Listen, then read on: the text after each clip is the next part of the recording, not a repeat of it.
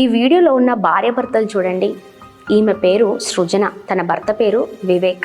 వీరిద్దరూ కూడా అన్యోన్యంగా వారి జీవితాన్ని చాలా చక్కగా సంతోషంగా ప్రారంభించారండి. మొదట్లో వీళ్ళు ఇద్దరు ఫ్రెండ్స్, దాని తర్వాత వారు ప్రేమ వివాహం చేసుకొని ఇద్దరు కూడా వారి ప్రయాణం చాలా సాఫీగా కొనసాగుతూ ఉన్నప్పుడు హఠాత్తుగా ఈ వివేక్ అనే ఈ వ్యక్తికి చాలా భయంకరమైన వ్యాధి 4th స్టేజ్ ఆఫ్ క్యాన్సర్ అని తెలియదండి.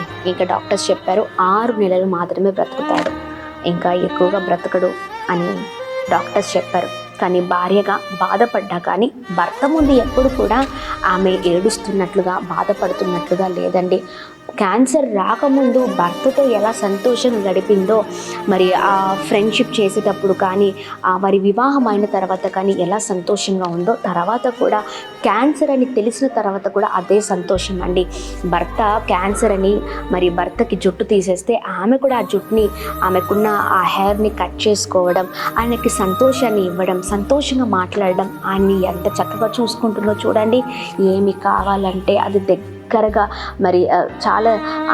చాలా ప్రేమగా దగ్గరగా వెళ్ళి ఆయనని పలకరించడం, ఆప్యాయంగా మాట్లాడడం, ఆయనకి ఏది కావాలో అది పెట్టడం, భార్యగా అన్ని విషయాల్లో ఆమె అన్నిటినీ చూసుకుందండి. చూడండి, చాలామంది ఎలా ఉన్నారంటే స్త్రీలు ఏదైనా జరిగితే, ఏదైనా మన పరిస్థితులు అనుకూలంగా మనకు లేకపోతే మనం అన్నిటినీ విడిచిపెట్టి వెళ్ళిపోతూ ఉంటాం.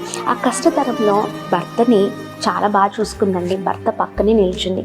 కానీ ఒకానొక సమయంలో భర్త చనిపోయాడండి. చూడండి, అయినప్పటికీ దీంట్లో నుంచి మనం చూసి నేర్చుకోవాల్సింది ఏంటి అంటే, భార్య భర్త ఇద్దరు కూడా ఎవరికి ఎవరు అంటే ఒకరికి ఒకరు చాలా ప్రేమగా ఉండాలండి. ప్రాముఖ్యంగా భార్య విషయంలో భార్యలు వదిలిపెట్టి వెళ్ళిపోతున్నారా? వదిలిపెట్టి వెళ్ళకండి. ఇదిగో ఈ సృజన ఎవరైతే ఈ సహోదరి ఉందో ఆమెను చూసి మంచి జీవితాన్ని ప్రారంభించండి. కష్టంలో భర్త వైపు నిలబడండి, దుఃఖంలో భర్త వైపు నిలబడండి. దేవుడు మిమ్మల్ని గొప్పగా ఆశీర్వదిస్తారు.